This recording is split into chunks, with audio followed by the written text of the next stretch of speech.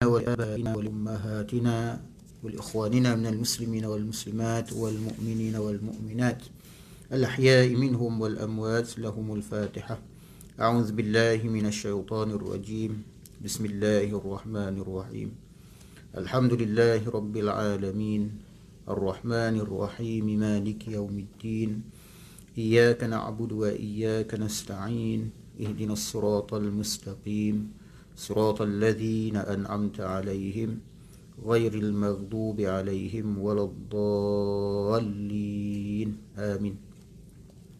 بسم الله والحمد لله والصلاة والسلام على سيدنا وحبيبنا وشفيعنا رسول الله محمد بن عبد الله وعلى آله وصحبه ومن تبعه ووله.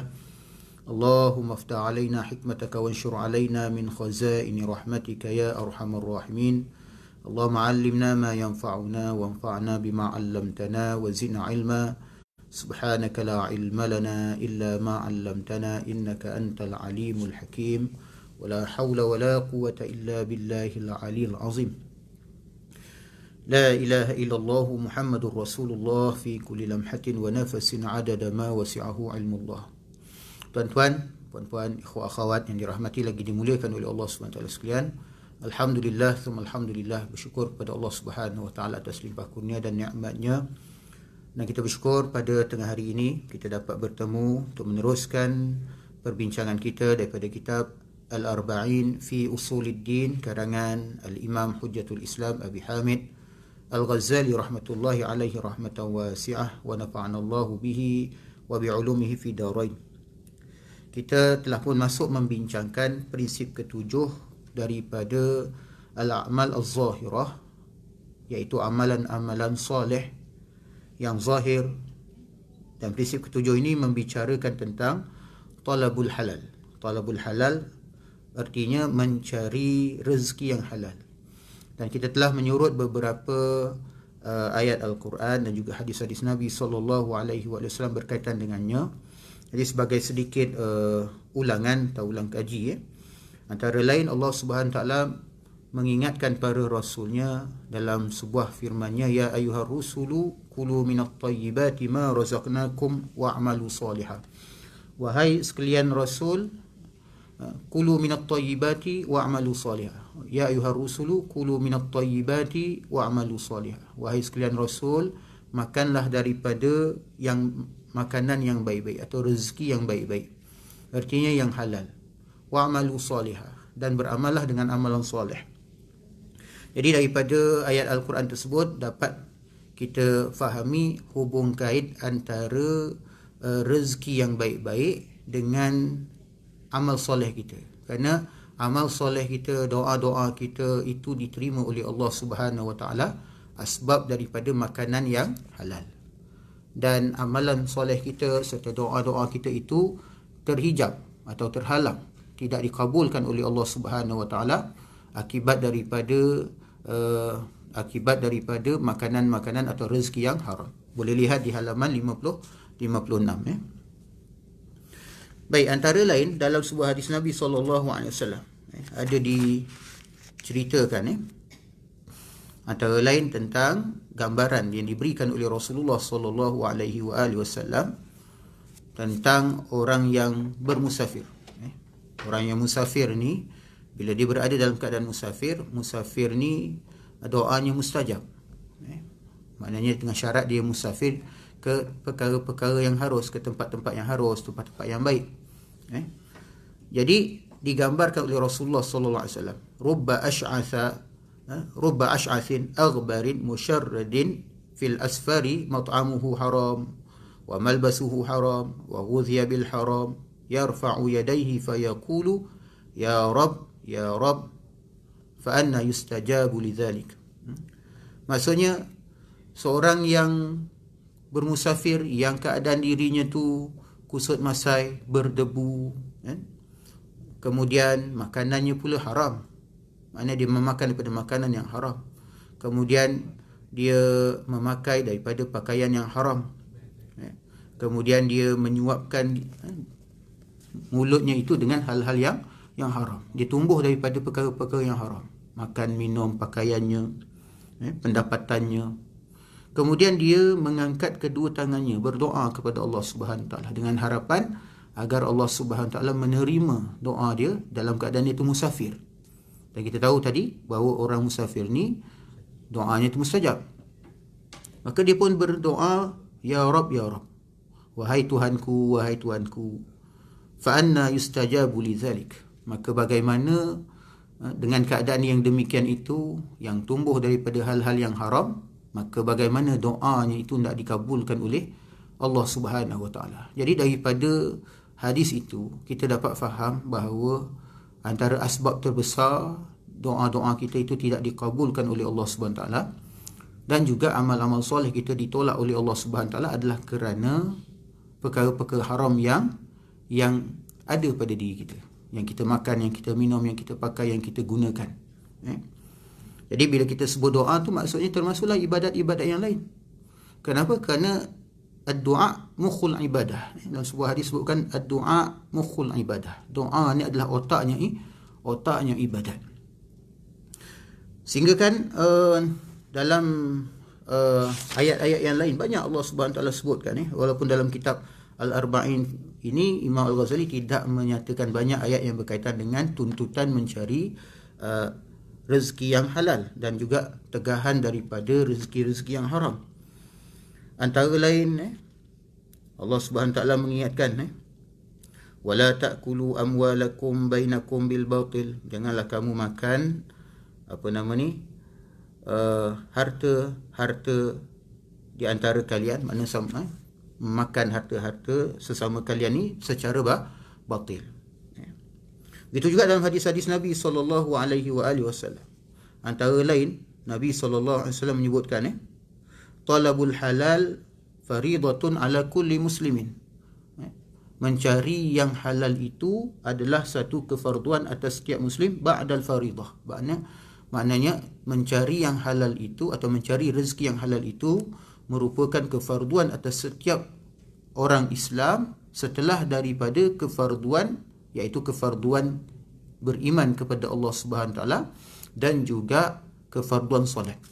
Sehingga ada Imam Al-Ghazali dalam Ihya, saya suka rujuk juga dalam Ihya, dia ada menyebutkan hadis yang lain. Waqala ba'dul ulama, disebutkan daripada hadis Nabi SAW, sebagian ulama memetik pada hadis Nabi SAW, talabul ilmi faridatun ala kulli muslim. Kita biasa dengar ni, menuntut ilmu itu adalah kefarduan atas setiap orang Islam.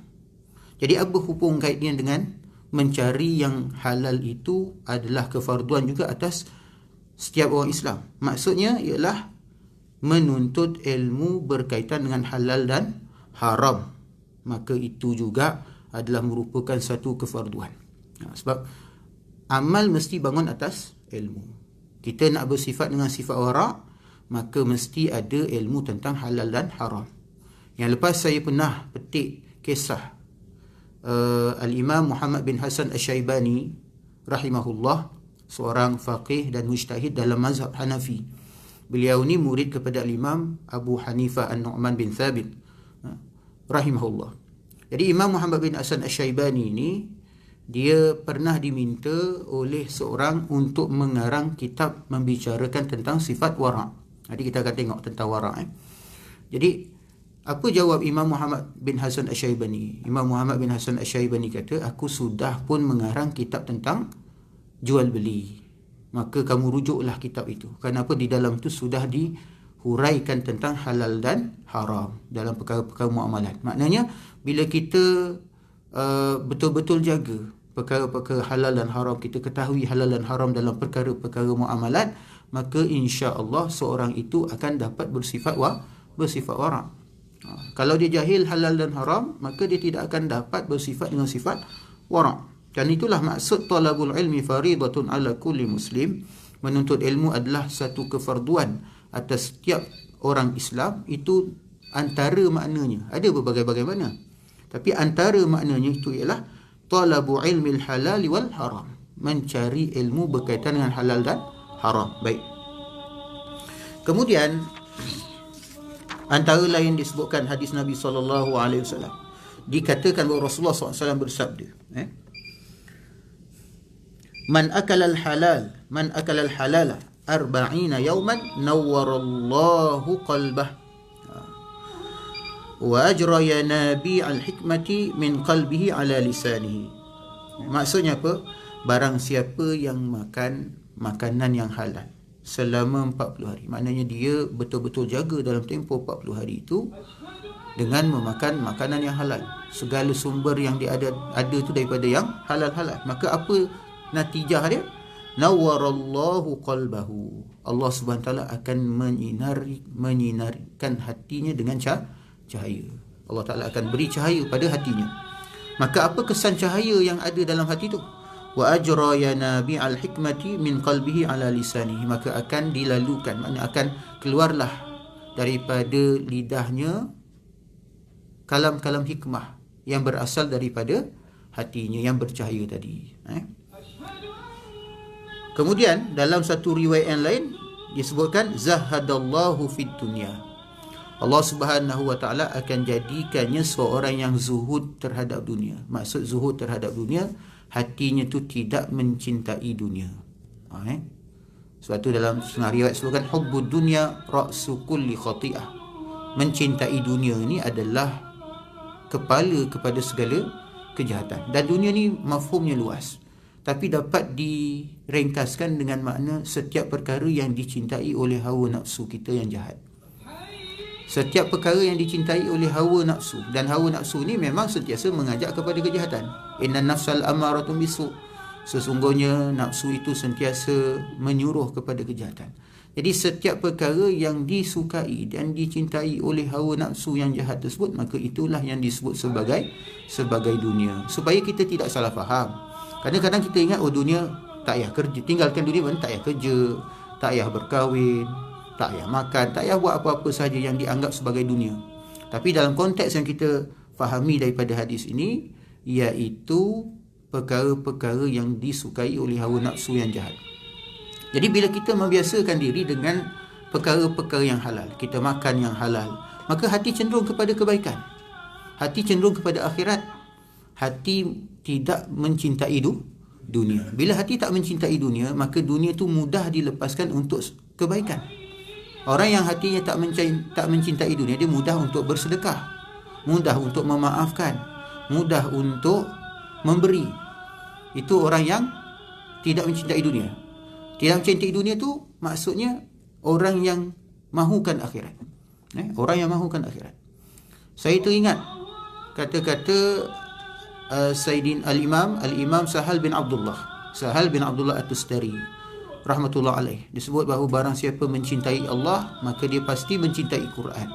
Barang siapa mencintai Quran, maka pasti dia mencintai Rasulullah. Barang siapa mencintai Rasulullah, maka pasti dia mencintai sunnah Rasulullah. Siapa mencintai sunnah Rasulullah, maka pasti dia mencintai akhirat. Siapa yang mencintai akhirat, maka tentu hatinya tu tidak gemar terhadap dunia. Dan sekiranya hati tidak gemar terhadap dunia, maka dia akan mempersiapkan dirinya untuk akhirat. Allahumma rabb hadhihi al-'ati tammah was salatul qa'imah ati sayyidina Muhammadin lazi innaka Baik, jadi itu antara riwayat ni katakan bahawa apabila seorang membiasakan dirinya memakan daripada perkara-perkara yang halal, maka zahadallahu fid dunya. Allah Ta'ala jadikan dia zuhud terhadap dunia. Saya ingat hadis Nabi SAW pernah ditanyakan oleh seorang sahabat Nabi SAW tentang satu amalan yang jika dikerjakan, idza amiltuhu ahabbani Allah wa ahabbani an-nas. Amalan yang sekiranya aku kerjakan, ia dapat menjadikan Allah sayang, cinta kepada aku, dan orang ramai juga sayang dan cinta terhadap aku. Maka Rasulullah SAW pun memberikan tips macam mana kita nak Allah sayang kita dan orang ramai sayang kat kita. Tips dia apa? Izhad fid dunya yuhibbakallah wazhad fi ma 'indan nas yuhibbakan nas. Bersikap zuhudlah terhadap dunia, nescaya kau pasti dicintai oleh Allah. Kerana hati itu hanya untuk diisi dengan Allah Subhanahu Wa Taala. Maksudnya diisi dengan ingatan dan ketaatan, kecintaan kepada Allah Subhanahu Wa Taala. Jadi bila hati itu diisi dengan dunia, maka tiada ruang cinta kepada Allah. Bila hati itu diisi dengan cinta kepada Allah, maka tiada ruang pula untuk kecintaan terhadap dunia. Kemudian berzuhudlah terhadap apa yang ada pada tangan manusia. Mana kamu tidak mahu, tidak tamak terhadap apa yang orang miliki. Kan? Apa yang orang nak, kita nak. Tak semestinya apa yang ada pada orang tu. Aku nak kereta kau lah, aku nak rumah kau lah, aku nak duit kau. Tak semestinya macam tu. Dia boleh jadi macam ni. Bila jiran kita tu beli sofa baru, kita pun cakap, bang, jiran rumah sebelah tu dah beli sofa baru, saya nak beli sofa baru juga. Itu pun tak zuhud kan. Itu maknanya dia nak seperti mana yang orang ada. Jiran sebelah rumah beli kereta baru, katalah kita Volvo kan, kata, bang, mana boleh sebelah tu Volvo. Sama macam kita pun Volvo juga. Kita tukar lah, kita beli apa, Lamborghini ke Audi ke, nak lain sikit daripada tu. Tu maksudnya apa? Dia tidak zuhud terhadap apa yang ada pada orang. Baik. Kemudian kita balik semula bercerita tentang beberapa hadis Nabi yang membicarakan tentang perkara-perkara halal ni, ataupun mencari rezeki yang halal. Antara lain Nabi SAW bersabda, dalam sebuah sabdanya dikatakan, inna lillahi malakan ala baitil maqdisi. Sungguhnya Allah Subhanahu Taala ni ada satu malaikat di Baitul Maqdis. Kemudian yunadi kulla lailah, makna dia menyeru, berseru pada setiap malam. Man akala haraman lam yuqbal minhu sarfun wala adlun. Barang siapa yang memakan daripada yang haram, maka tidak akan pernah diterima daripadanya penukar maupun tebusan. Apa maksud penukar? Sarfun. Apa pula maksud tebusan? Adlun. Maksudnya dekat sini, fasarfu an-nafilah. Maksudnya solat-solat sunat. Kemudian wal adlu al-faridah. Maknanya solat-solat fardu ataupun ibadat-ibadat sunat. Tak semestinya solat, ibadat-ibadat sunat tu as-sarfu, penukar. Kemudian tebusan ibadat-ibadat fardu. Baik. Nabi SAW juga pernah bersabda, disebutkan dalam satu riwayat daripada Imam Ahmad, daripada Ibnu Umar radhiyallahu anhuma, man ishtara thawban bi'ashrati darahim wa fi thamani dirhamun haram lam yaqbalillahu salatahu ma dama alaihi minhu syai'. Maksudnya, barang siapa yang membeli baju, dibagikan satu contoh baju, tak semestinya baju kan, tapi dalam konteks ni baju. Barang siapa yang membeli baju berharga 10 dirham, yang di antara sejumlah tersebut terdapat 1 dirham yang haram, daripada 10 dirham 1 dirham tu haram, maka Allah tidak akan menerima solatnya selama dia memakainya untuk solat. Tak terima solat. InsyaAllah semua ni pakai yang halal takut hanya kerana 1 dirham yang haram. Nampak macam ringan kan, ada 1 dirham, tapi 1 dirham yang haram tu besar dalam pandangan Allah Subhanahu Taala, sebagaimana 1 dirham yang halal juga besar dalam pandangan Allah Subhanahu Taala. Abdullah bin Umar radhiyallahu anhuma berkata, wa qala Abdullah bin Umar radhiyallahu anhuma, law sallaitum hatta takunu kal hanaya wa sumtum hatta takunu kal autad lam yaqbalillahu dhalika minkum illa biwara'in hajizin. Maksudnya apa? Maksudnya, kalau sekiranya kamu solat hingga menjadi bongkok seperti disebut sini busur panah, ataupun seperti sabut lah, bongkok, dan berpuasa hingga kurus seperti tali busurnya, maka Allah tidak akan menerima semua itu dari kamu kecuali dengan kewarakan yang menjadi pemisah. Maksudnya, yang menjadi pemisah daripada yang haram, yang menghalang kita daripada hal-hal yang haram. Dan dalam satu riwayat yang lain disebutkan al-ibadatu ma'aklil haram kabunyani alas sirqin. Maksudnya apa? Setiap ibadat yang disertai dengan mengambil makanan yang haram laksana bangunan yang berada di atas kotoran binatang. Rumah mahal-mahal tapi atas lubang atas timbunan najis, timbunan tahi contohnya. Rumah mahal-mahal atas timbunan najis. Tentu saja dia akan merosakkan keindahan bangunan tersebut. Kemudian baru kita masuk tentang, kat sini kita akan cerita tentang warak. Ketahuilah bahawa makanan yang baik memiliki keistimewaan yang besar dalam membersihkan dan menerangi hati serta memperkuat persiapan untuk menerima cahaya makrifat. Makrifatullah ni benda mahal. Mengenal Allah Subhanahu perkara mahal. Itulah yang menentukan kedudukan kita di sisi Allah Subhanahu Wa Taala dan kedudukan kita di dalam syurga. Jadi mungkin setengah kita merasakan tak kenal Allah Ta'ala semasa hidup di dunia tak apa. Yang penting kita dapat makan, dapat minum, gaji masuk, dapat beli rumah, dapat beli kereta, dapat itu dan ini daripada hal-hal dunia. Tetapi kita akan kerugian yang besar.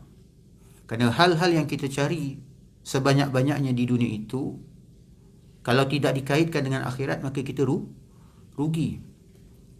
Rumah kita akan tinggalkan, anak isteri kita akan kita tinggalkan, harta benda kita akan kita tinggalkan. Daripada sekian banyak yang kita kumpul, katakanlah ratusan juta yang kita kumpul, berapa sangat sahaja yang masuk dalam perut contohnya, kan? Adakah 100 juta yang telah masuk dalam perut ni? Pernah tak tuan kira? Agak-agaklah duduk kan, ambil cuti, bos saya nak ambil cuti, saya nak kira lah berapa banyak yang saya pernah makan ni. Tak tahulah berjuta-juta tak sampai. Cuma maksudnya kalau kita tak kaitkan dia dengan akhirat, tak kita hitung dari sudut halal dan haram, kita tak berhati-hati daripada sudut itu, maka kita akan menjadi orang yang rugi. Kerana itu maka untuk mendapat cahaya makrifat, maka kita kena pastikan bahawa yang masuk dalam tubuh badan kita itu daripada hal-hal yang haram. Nanti kita akan tengok beberapa kisah tentang waraknya para salafus soleh, para ulama kita. Dan ia juga memiliki rahsia yang tidak cukup untuk dijelaskan dalam buku ni. Jadi Imam Ghazali dia tak nak bincang panjang sangat bab ni, sebab terlalu luas dan terlalu dalam. Akan tetapi kata dia, engkau mesti mengetahui bahawa tingkatan warak itu ada 4. Warak ni apa? Warak ni saya pernah sebut dahulu. Warak ni iaitu berhati-hati terhadap setiap perkara yang syubhat dan juga yang haram. Dia menjauhi daripada perkara yang syubhat dan juga yang haram. Baik. Dan warak ni kata Imam Ghazali ada 4 bahagian. Pertama disebutkan ialah warak yang bila ia hancur menyebabkan kefasikan, dan bila ia tiada keadilan akan hilang. Ini basic of warak lah. Perkara paling asas bagi warak, iaitu yang kita maknakan tadi, menjauhi yang haram dan yang syubhat. Mana kalau sifat ini tak ada dalam diri kita, sifat yang paling asas ni tak ada dalam diri kita, maka kita akan terjebak menjadi orang-orang fasik. Kenapa boleh jadi orang fasik? Bila kita makan makanan yang haram, maka hati kita tu akan menjadi gelap. Hati yang gelap, lama-kelamaan dia menjadi keras. Lama-lama dia mati. Akhirnya hati yang gelap, hati yang keras, hati yang mati tadi itu, dengan mudah dia akan terjebak dalam perkara-perkara haram dan hal-hal dosa. Jadi bila dia sentiasa buat dosa dan dia tak rasa apa bila buat dosa, maka dia menjadi orang fasik. Sebab tu orang fasik ni maknanya orang yang sentiasa melakukan dosa-dosa besar tanpa dia bertaubat daripada dosa-dosa tersebut. Sebab tu para ulama sebut tanda hati yang mati. Moga-moga Allah SWT menjadikan kita semua orang-orang yang mempunyai hati yang hidup dan bercahaya.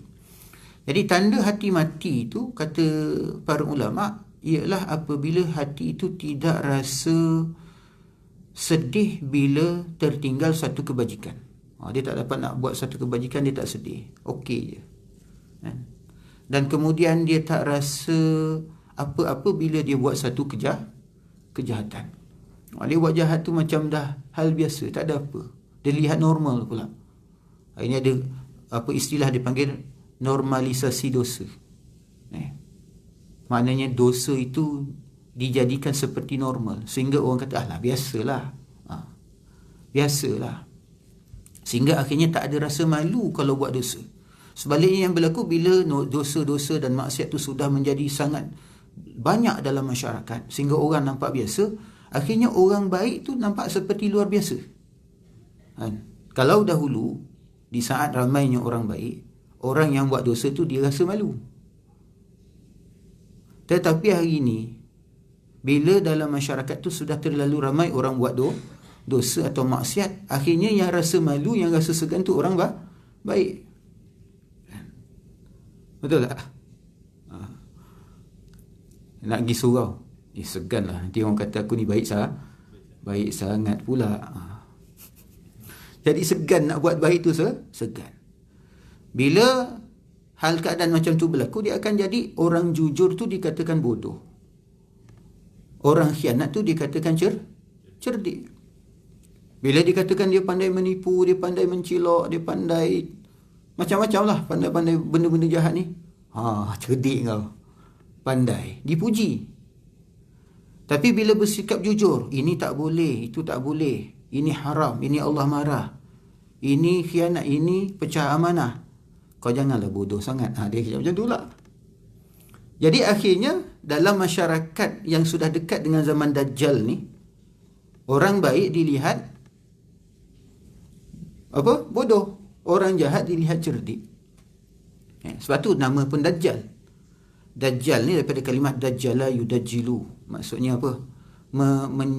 Menyamarkan atau memperlihatkan yang buruk itu sebagai baik dan yang baik itu sebagai buruk. Orang Arab dulu, dia bila ada unta ni mungkin ada sopak, ada sakit kulit, maka dia ada sejenis tumbuhan yang kemudian diadun, dia akan warnakan pada kulit unta yang rosak tadi tu, supaya boleh dijual di pasar, supaya bila kat pasar dia orang tengok unta ni elok.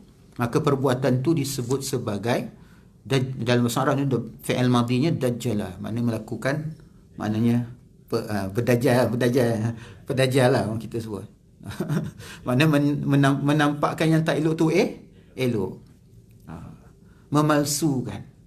Jadi itu memang kerja Dajjal. Kerja Dajjal seperti itu.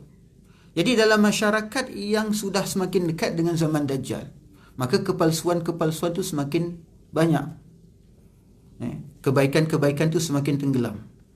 Yang baik dilihat jahat, yang jahat dilihat baik. Orang baik dikatakan jahat, orang jahat dikatakan baik. Yang ini yang sangat membimbangkan. Sehingga kita dituntut berdoa selamat daripada fitnah Dajjal. Kerana kemuncak daripada fitnah Dajjal ni, apabila nanti Dajjal kata aku Tuhan, maka ramai orang percaya. Dia kata aku Tuhan, ramai orang percaya. Itu tandanya apa? Pada ketika itu masyarakat sudah tak kenal Tuhan dengan pengenalan yang sebenar. Apa yang wajib bagi Allah pun dah tak tahu, apa yang mustahil bagi Allah Ta'ala pun dah tak tahu, apa yang harus bagi Allah Ta'ala pun dah tak tahu. Maknanya pengajian akidah pada ketika itu dah menjadi sebagai satu yang asing. Jadi warak ni penting sebagai apa kata? Menjauhkan kita daripada menjadi orang fasik dan menjauhkan kita daripada menjadi orang zalim. Sebab tu dia kata basic warak ni dapat menjauhkan kita daripada menjadi orang fasik dan menyelamatkan kita daripada bersikap zalim. Kemudian yang kedua, waraknya orang-orang soleh, wara'us salihin. Warak orang soleh ni iaitu sifat berhati-hati terhadap hal yang membawa kepada sesuatu yang haram, meskipun difatwakan bahawa hal tersebut halal berdasarkan lahiriahnya. Fuqaha kata pada zahirnya boleh, tapi dia risau, dia berhati-hati kalau sekiranya dia boleh membawa kepada yang haram. Inilah yang dimaksudkan oleh sabda Rasulullah sallallahu alaihi wasallam dalam sebuah sabda baginda.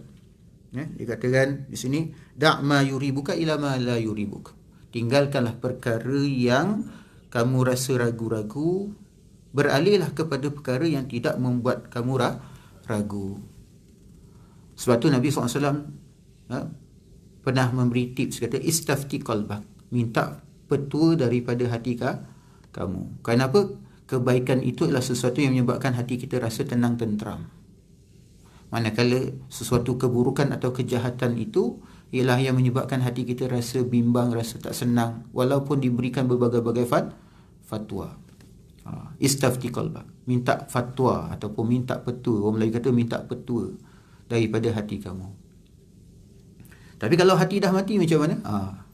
Tapi insya-Allah dalam diri manusia itu, kalau dalam diri dia tu masih ada sikit walau senipis iman senipis kulit bawang pun, bila dia buat salah pasti ada sikit rasa menyesal. Percayalah, tanyalah pada orang-orang jahat. Tak ada orang jahat suka kalau orang lain buat jahat pada dia. Kan, seorang perompak, dia merompak, tiba-tiba lepas tu barang rompakan dia tu dirompak pula oleh perompak lain. Dia pun marah, siapa perompak tak guna ni, kata dia. Sedangkan dia pun perompak. Dia pun boleh cakap ini patut dikenakan hukum hudud. Dia boleh cakap macam tu. Saya dulu ada, saya kenal ada seorang mu'alaf. Dia ni banyak benda dia tak faham tentang Islam lah pada waktu tu. Orang Amerika. Dah meninggal lah. Semoga Allah Ta'ala ampunkan dan rahmati dia. Dia tak faham tentang kebaikan hukum-hukum hudud. Dia lihat bahawa hukum hudud ni, contoh potong tangan sebagainya, ni semua perbuatan zalim. Ni tak patut, kata dia. Satu ketika dia sama-sama kami lah sembahyang dekat masjid UIA. Dia selalu datang sebab saya di sana. Dia sembahyang kat masjid UIA. Dia tinggalkan beg dia dekat rak luar. Kasut dia pun tinggalkan kat luar, sneakers dia tinggalkan kat luar. Dia pun sembahyang dengan khusyuknya dalam masjid hari Jumaat.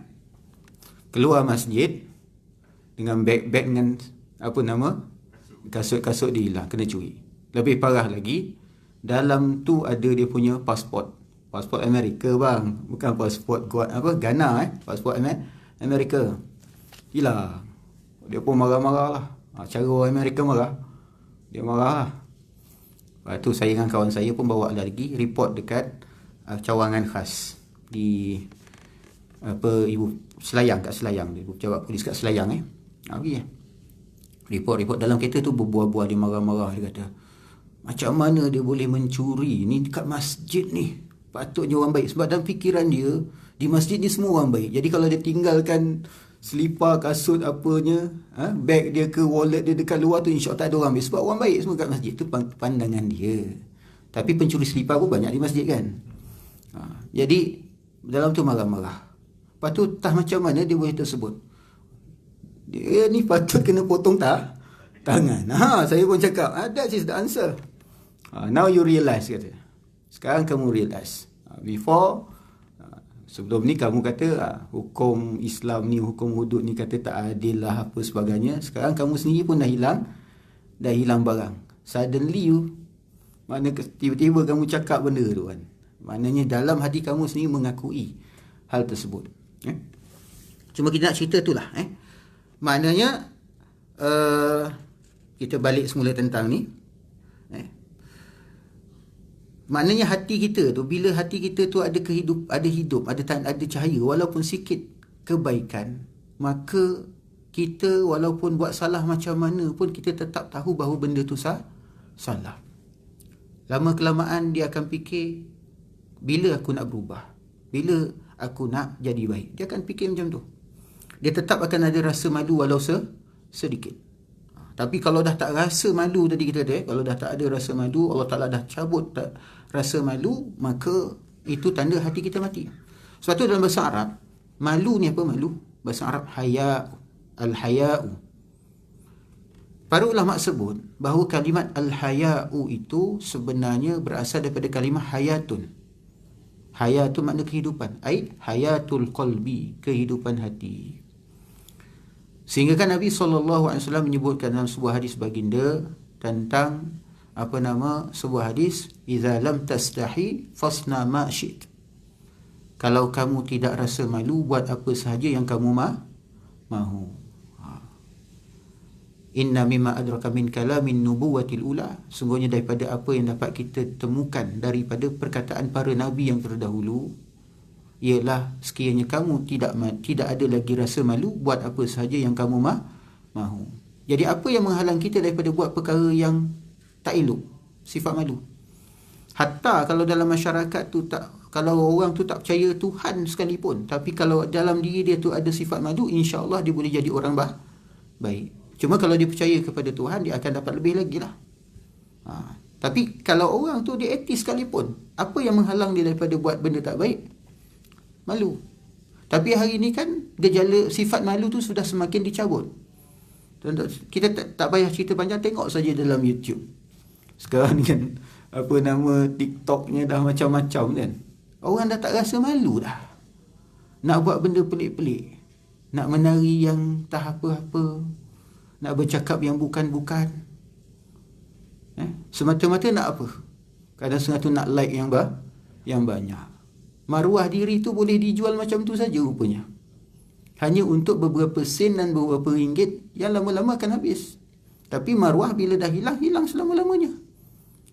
Tak dapat dikembalikan. Bila orang dah hilang rasa percaya, maka susah nak kembalikan balik rasa percaya. Bila orang dah hilang rasa hormat, maka susah nak kembalikan rasa hormat tersebut. Jadi malu ni barang mahal. Malu ni barang mahal. Baik. Kemudian yang ketiga, warak. Moga-moga Allah SWT hias kita dengan sifat malu. Ketiga, waraknya orang-orang bertakwa. Wara'ul muttaqin. Nabi SAW bersabda, dalam sebuah hadisnya disebutkan, la yablughul 'abdu darajatal muttaqina hatta yatruka ma la ba'sa bihi hazran wa makhafatan mimma bihi ba's.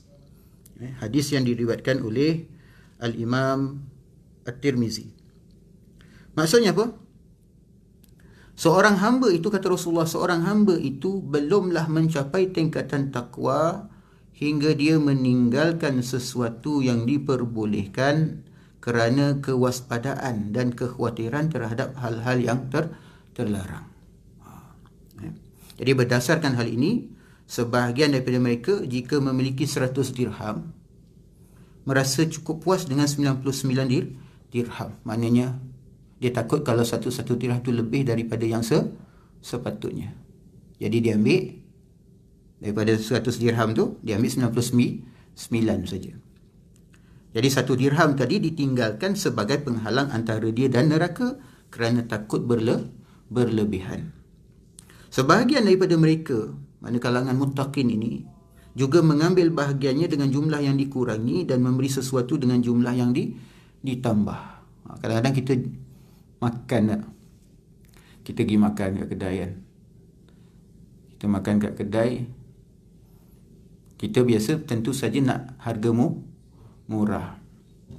Tapi kalau orang macam ni, biasanya kalau tahap ni, dia tak kisah pun bayar berapa kerana takut-takut terambil lebih daripada yang sepatutnya. Dia mungkin bayar lebih sikit mungkin, supaya apa? Supaya dia terselamat daripada mengambil perkara yang tak sepatutnya. Kan hari ni kan kalau kita makan, tokey kedai biasa cakap makan dulu. Makan dulu kan. Jadi masa bayar tu lain lah, kalau kita minta diskaun tak apa kan. Kadang-kadang dia kira tu mungkin nampak macam tak patut daripada apa yang kita makan. Kita makan tu banyak, tapi dia bagi harga murah. Tapi perniagaan ni berdasarkan pada redha meredai. Cuma orang tahap yang mutakin ni dia rasa risau. Jadi dia bayar lebih sikit pun tak apa. Contohnya dia pergi ambil tu nasi separuh. Tapi bila bayar tu dia kira nasi satu pinggan. Ada macam tu. Contoh. Oleh kerana itu, diberikan satu kisah di sini, Umar bin Abdul Aziz rahimahullah menutup hidungnya kerana khawatir tercium bau minyak wangi milik Baitul Mal yang sedang diisi di hadapannya. Dia tutup hidung. Lalu berkata, bukankah minyak wangi hanya dimanfaatkan dengan baunya? Jadi kerana tak nak ambil manfaat daripada harta Baitul Mal, minyak wangi itu harta Baitul Mal, dia tutup hidung, takut terbau. kerana dah dianggap telah mengambil manfaat. Ada kalangan salafus soleh tu, dia tak berteduh di rumah orang yang dia beri hutang. Dia bagi hutang kat seseorang, lalu dia lalu kat rumah orang tu tengah hujan ke tengah apa, dia tak berhenti situ untuk berteduh kat rumah orang yang yang berhutang tadi tu. Kenapa? Takut dikira ambil manfaat, ambil faedah. Sampai macam tu sekali. Macam kisah yang pernah kita sebutkan tentang seorang wanita berjumpa dengan Imam Ahmad bin Hanbal.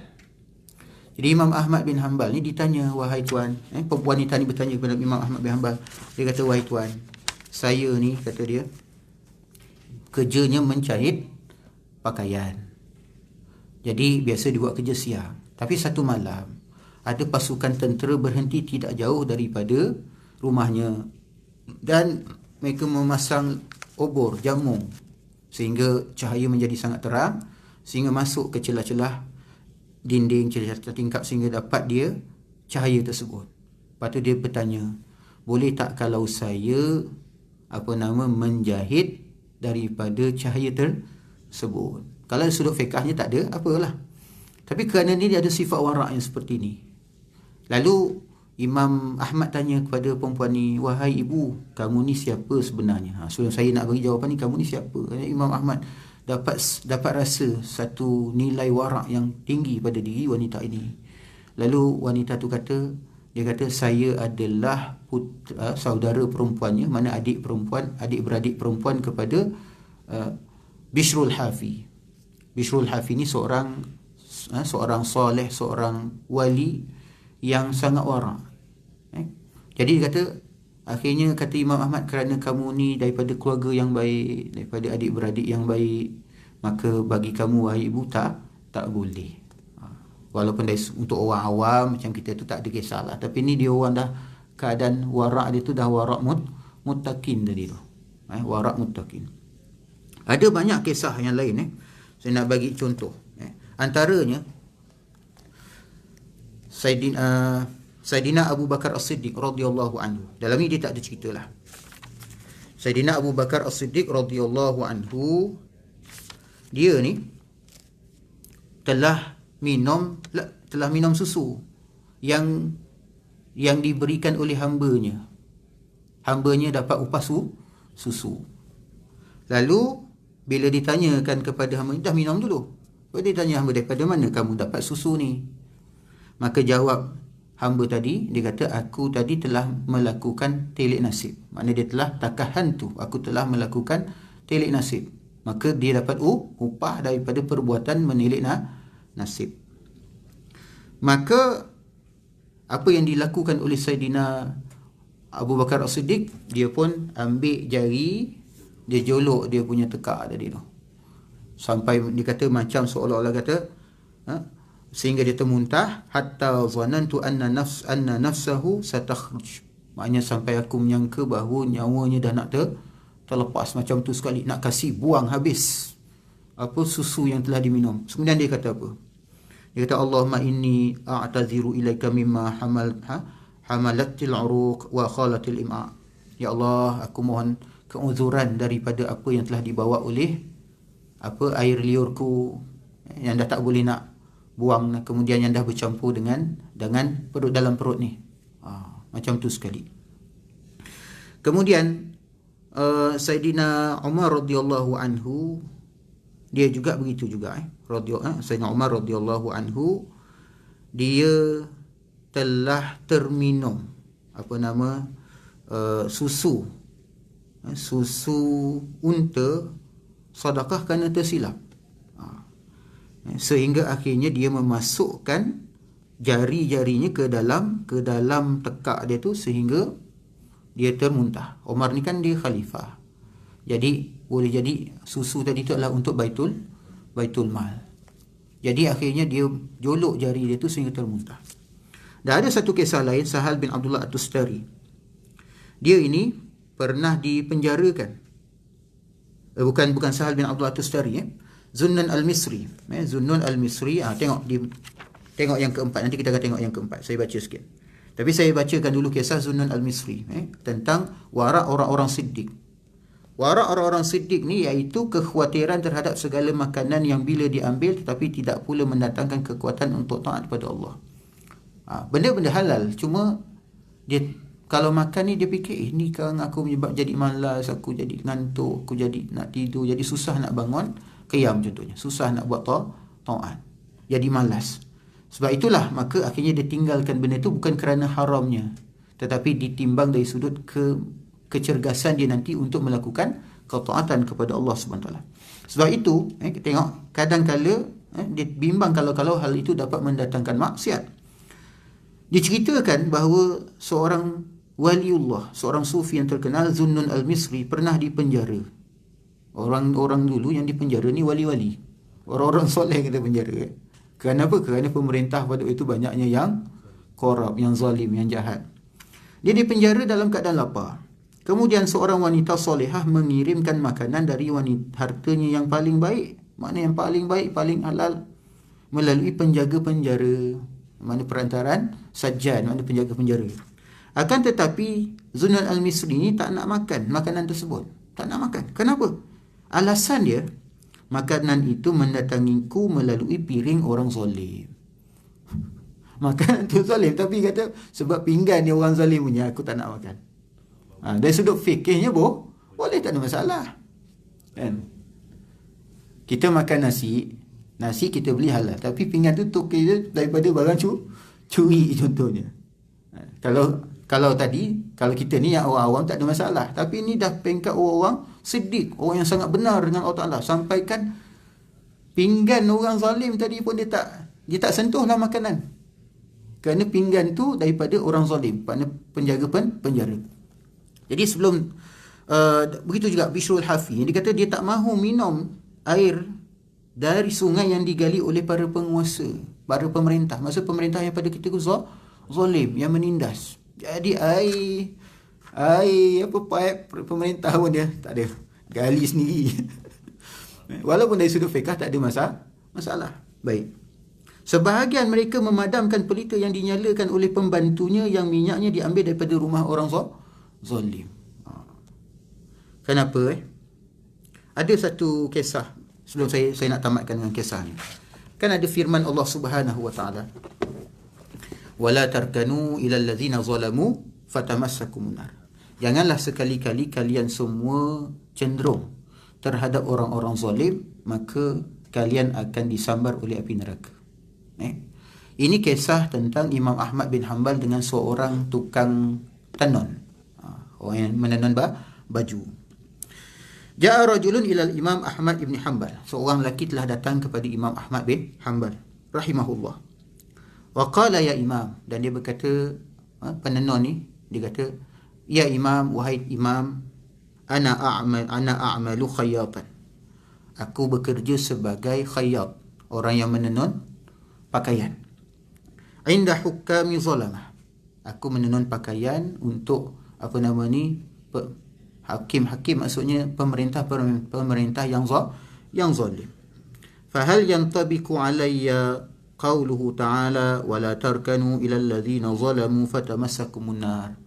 Adakah ayat tersebut terkena padaku, applied padaku? Adakah ayat tersebut dapat diaplikasikan padaku, iaitu wala tarkanu ila alladhina zalamu fatamassakumun nar. Janganlah kamu sekali-kali cenderung kepada orang zalim, maka kamu akan disambar oleh api neraka. Faqala al-imam, maka berkatalah Imam Ahmad bin Hanbal, bal anta minal ladzina zalamu. Sebenarnya engkau itulah dah termasuk kalangan orang zalim. Amma alladhi yubi'uka al-khayt fa huwa minal ladzina rakanu lil ladzina zalamu. Sedangkan orang yang jual benang kepada kamu itulah sebenarnya yang dikatakan cenderung terhadap orang zalim. Jadi yang menjual benang tu sebagai orang yang cenderung kepada orang zalim. Itu pun kata dia terkena dengan maksud firman Allah SWT, wala tarkanu ilal ladzina zalamu fatamassakumun nar. Jangan sekali-kali kamu ada rasa cenderung terhadap orang zalim, kamu akan disambar oleh api neraka. Jadi penenun tadi tu dah dimasukkan dalam kategori orang zalim.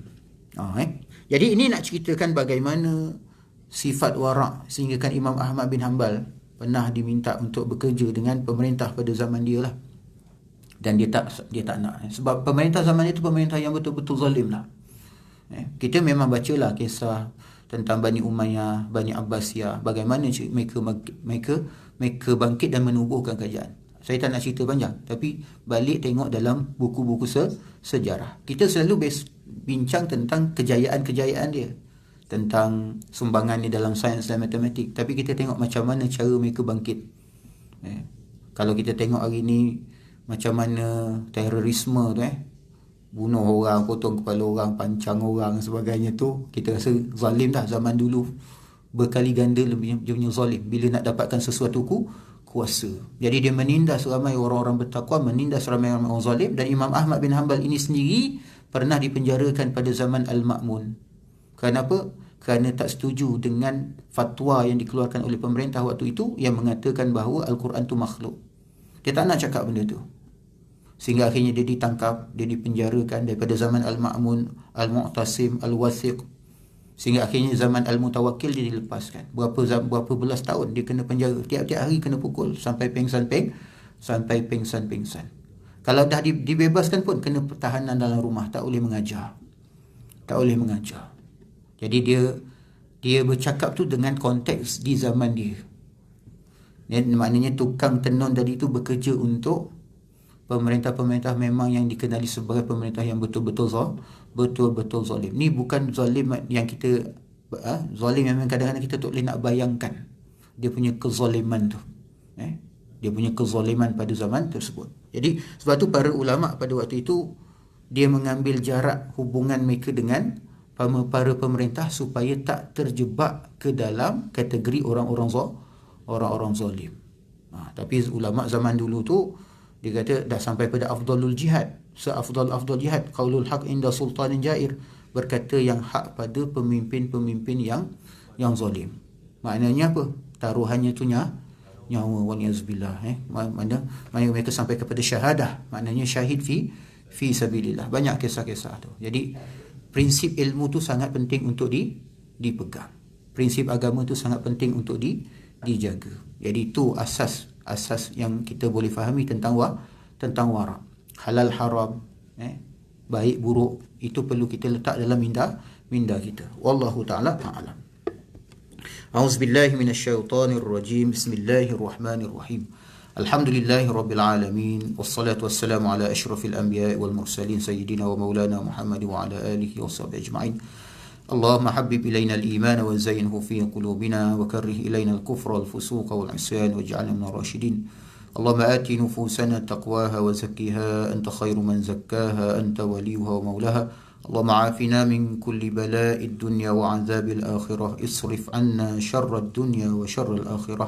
سبحانك اللهم وبحمدك أشهد أن لا إله إلا أنت أستغفرك وأتوب إليك. والعصر إن الإنسان لفي خسر إلا الذين آمنوا وعملوا الصالحات وتواصوا بالحق وتواصوا بالصبر. وصلى الله على سيدنا محمد وعلى آله وصحبه وبارك وسلم. السلام عليكم ورحمة الله وبركاته.